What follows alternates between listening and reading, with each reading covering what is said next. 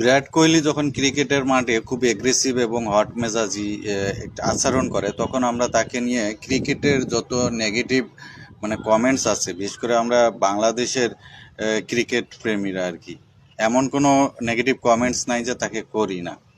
ঠিক আছে, hot মেজাজি, aggressive, এই সেই হাবিজাবি অনেক কিছু।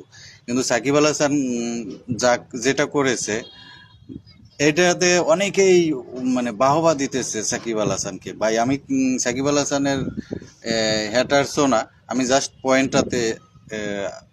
পয়েন্টটা নিয়ে বলার চেষ্টা করতেছি। এটা নিয়ে সে খুব বাহবা পাচ্ছে, খুব ভালো কাজ করছে সে। চিন্তা করছেন নিজের বেলা, আসলে আমরা কি বলবো, অনেকটা ওই যে উম, শেখ হাসিনার কর্মী বা ভক্ত অনুসারীদের মতো। শেখ হাসিনা এই যে একটা গণহত্যা চালাইছে, হাজার হাজার মানুষকে এই যে গুলি করে হত্যা করছে, তারপরে হাজার হাজার মানুষ আজকে, শত শত মানুষ আজকে